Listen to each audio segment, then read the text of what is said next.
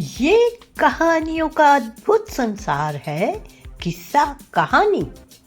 और मैं भगवती सक्सेना आज आपको सुनाने आई हूँ साहित्यकार गिरिजा कुलश्रेष्ठ की लिखी बाल कहानी। तो आओ बच्चों, कहाँ है नई सुबह।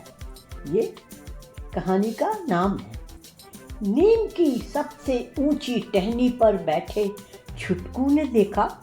अभी तो चारों तरफ अंधेरा था।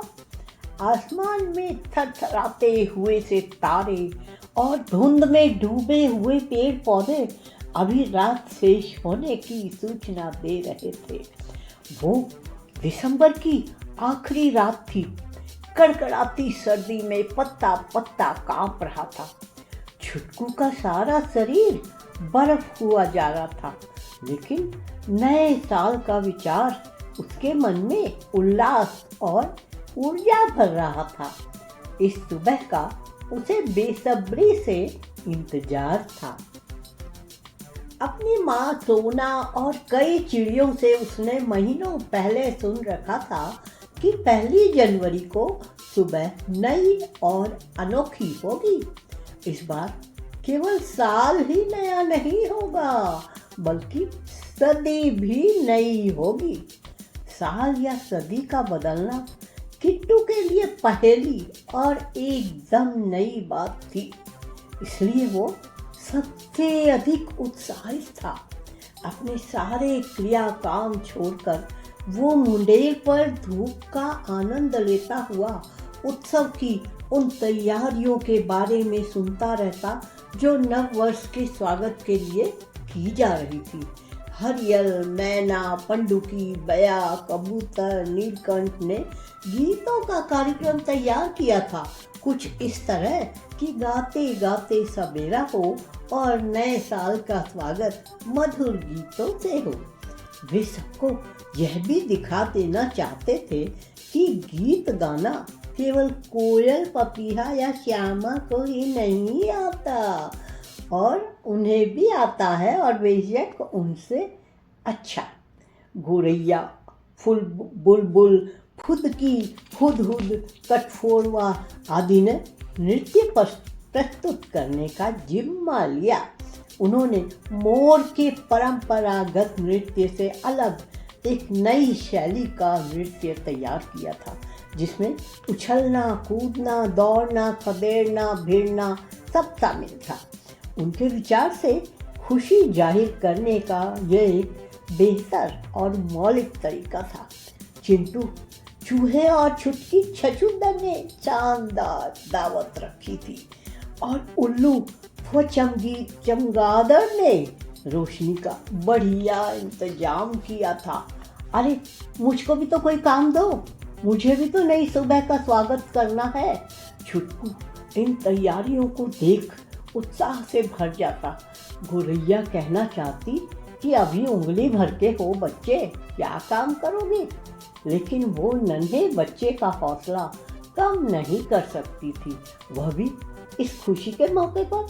इसलिए उसने चैट कर कहा, बिल्कुल छुटकू जी, और तुम्हें जो करना है वो यह कि अपनी खूबसूरत पूंछ को संभाले मूंगफली के दाने कुतरते रहो और हम सबके काम की निगरानी करो।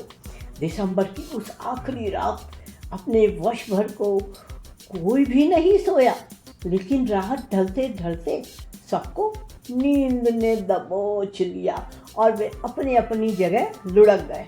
अकेला छुटकू ही था जिसने एक पल भी झपकी नहीं ली। उसे फिक्र थी कि सो जाने पर हो सकता है कि नई सुबह के आने का पता ही न चले। इस तरह तो वह सुबह का स्वागत कर ही न सकेगा। इसलिए जैसे ही कुक्कू मुर्गे ने पहली बांग दी, कुकड़ू कू, वो फिर से पेड़ की सबसे ऊंची टहनी पर जाकर बैठ गया। वहाँ से नई सुबह को सबसे पहले अभिवादन किया जा सकता था, लेकिन आसपास घिरे अंधेरे को देख उसे कुक्कू की जल्दबाजी पर अचरज हुआ। तुम्हारी अकल को क्या हुआ है कुक्कू? क्या अब भी तुम्हें किसी ने टॉर्च दिखा दी जो रात में ही सुबह का ऐलान कर बैठे? अरे नहीं छुटकू जी, कुक्कू झेप कर बोला, वह तो टीवी वालों ने टॉर्च का विज्ञापन करवाया था, लेकिन अब तो मैंने यकीनन सही समय पर ही बांध दी है। क्या है कि सर्दियों में सूरज सर रजाई से निकालने में अलसाते हैं, इसलिए उजाला नहीं हो पाता। बांग सुनकर पहले चिड़िया जागती है, फिर वे सूरज जी को जगाती हैं, तब कहीं आराम से बाहर निकलते हैं जनाब। इसलिए तो सब्र करो, कुछ ही देर में उजाला होने लगेगा।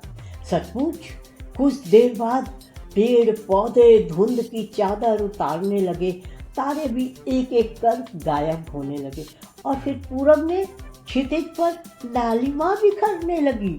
बस अब नई सुबह आने को ही है। छुटकू ने खुश होकर देखा, जैसे झांझी के सुराखों से दीपक की रोशनी फूटती है, वैसे ही प्राची के क्षितिज से सुनहरी किरण फूटने लगी थी और कुछ ही पलों में पहाड़ के पीछे से किसी ने जैसे बड़ी लाल गेंद को उछाल दिया हो। सूरज उभर कर ऊपर उठने लगा। नई सुबह मुबारक हो, मुबारक हो। पेड़ों की टहनियों पर बैठी चिड़िया चहकने लगी। पेड़ किसी झुनझुने की तरह बज उठे। तभी सोना ने पुकारा, छुटकू मुबारक नई सुबह। तुम वहाँ अकेले क्या कर रहे हो? हमारे साथ आकर खुशियाँ मनाओ नई सुबह। छुटकू ने आश्चर्य से पूछा, कहाँ है नई सुबह? मैं तो उसके आने का रात से ही इंतजार कर रहा हूँ। तुम्हें नई सुबह नहीं दिखाई